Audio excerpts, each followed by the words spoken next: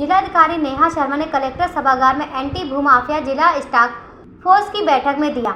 सरकारी भूमि पर कब्जा करने वालों के खिलाफ एंटी भूमाफिया के तहत कठोरतम कार्रवाई करते हुए उन्हें जेल भेजा जाएगा। सभी तहसीलों में भूमाफियाओं को चिन्हित करते हुए उसकी सूची बनाई जाए। भूमाफियाओं द्वारा किए गए कब्जाओं पर बुलडोजर चलाते हुए कब्जों को खाली कराना सुनिश्चित किया जाए। सभी विभाग अपनी अपनी भूमि पर किए गए कब्जों को खाली कराना सुनिश्चित करें। किसी भी शासकीय भूमि पर कब्जे नहीं होने चाहिए।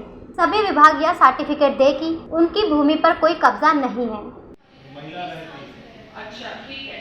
और ये एक संकलित करवाइए, है ना? सभी एसडीएम्स भी जैसे आप लोग कर रहे हैं कार्रवाइयाँ जो ग्राम विकास की भी हो रही है, तो उसका इंफॉर्मेशन भी एसडीएम्स के पास में भी रहे, ताकि ये जो आप खाली करवा रहे हैं, अतिक्रमण मुक्त करवा रहे हैं, तो ये सब सार्वजनिक संपत्तियां हैं, इनको मुक्त कराने में भी आपका गुडवर्क को वहाँ पर खत्म किया जाएगा, उसकी चेष्टा को वहीं पर रोक दिया जाएगा। कार्रवाई करवाइए।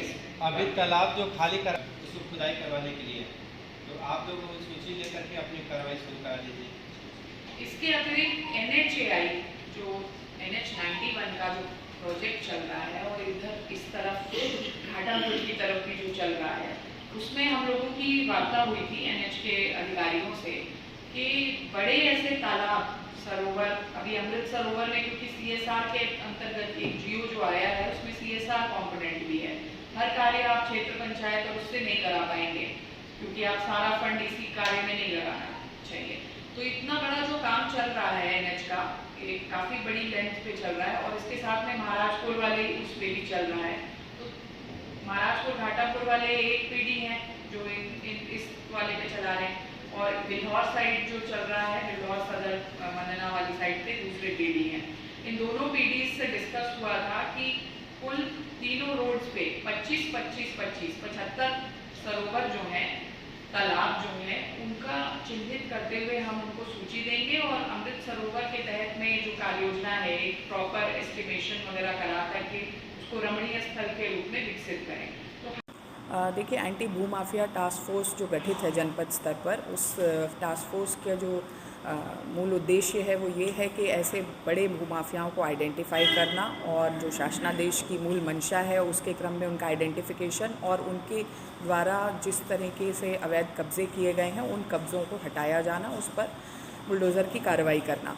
उसी क्रम में जनपद में निरंतर ये कार्रवाइयाँ चल रही हैं और कल बैठक जो आयोजित हुई थी उसमें हम लोगों ने 3 मुख्य इस तरीके के भूमाफिया चिन्हित किए जो जनपद में जिनका प्रभाव रहा है, कुप्रभाव रहा है और उन लोगों ने अवैध कब्जे भी किए हैं। उसमें एक बिकरू हत्याकांड से संबंधित भी एक गैंग है जिस पर गैंगस्टर की कार्रवाई ऑलरेडी प्रचलित है और उनके द्वारा रेलवे की ज़मीन पर कब्जा करने की शिकायत भी प्राप्त हुई थी जिसको जांच करवाया गया और उसमें उनके विरुद्ध में तथ्य निकल के आए हैं। इसके क्रम में हम लोगों ने उनको भूमाफिया के रूप में चिन्हित किया।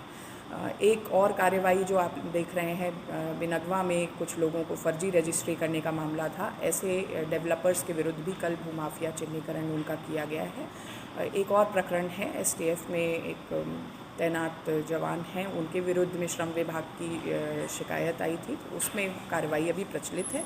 तथ्य जो पुलिस की तरफ से आएंगे उस पर हम लोग आगे कार्रवाई करेंगे।